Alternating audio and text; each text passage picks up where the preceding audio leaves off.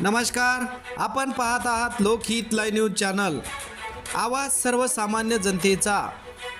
महायुतीच्या वतीने उमरखेड येथे महाराष्ट्राचे लाडके मुख्यमंत्री देवेंद्र फडणवीस साहेब यांचा अति उत्साहात विजय जल्लोष साजरा। उमरखेड येथील स्वर्गीय जेठमलजी माहेश्वरी खुले नाट्यगृह येथे गुरुवार दिनांक 5 डिसेंबर 2024 रोजी संध्याकाळी 5 वाजता मुंबईमध्ये होणाऱ्या शपथविधी सोहळ्याचे थेट प्रक्षेपण, विजय जल्लोष, फटाक्याची भव्य दिव्य आतिषबाजी व 21,000 मोतीचूर लाडू वितरण करून महायुतीच्या वतीने विजय जल्लोष साजरा करण्यात आला। मुंबईमध्ये महाराष्ट्राचे मुख्यमंत्री देवेंद्र फडणवीस साहेब यांनी मुख्यमंत्री पदाची शपथ घेतली व एकनाथ शिंदे आणि अजितदादा पवार यांनी उपमुख्यमंत्री पदाची शपथ घेतली।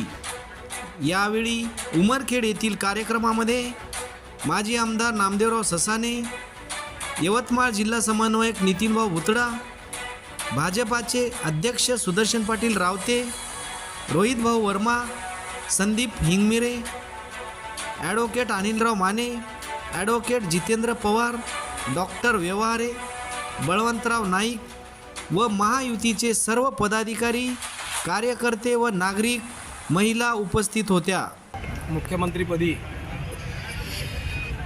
सर्वांचे लाडके देवाभाऊ हे विराजमान होत आहे आणि समस्त महाराष्ट्रातील जनतेला याचा सार्थ अभिमान आहे।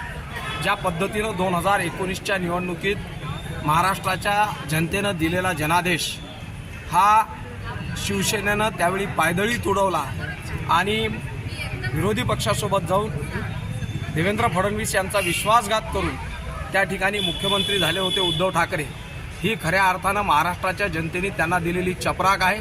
त्यांना ही महाराष्ट्राच्या जनतेने मतरूपी आशीर्वाद देवेंद्र फडणवीसांना देऊन त्यांच्या थोबाडीत मारली आहे आणि त्यामुळं निश्चित या गोष्टीचा भारतीय जनता पार्टीचा कार्यकर्ता म्हणून आम्हाला अभिमान आहे आणि त्यामुळं आज उमरखेडमध्ये हा आनंदोत्सव या ठिकाणी साजरा होत आहे। आज देवेंद्रजी मुख्यमंत्रीपदाची शपथ घेत असताना मोठी आतिषबाजी या ठिकाणी होणार आहे।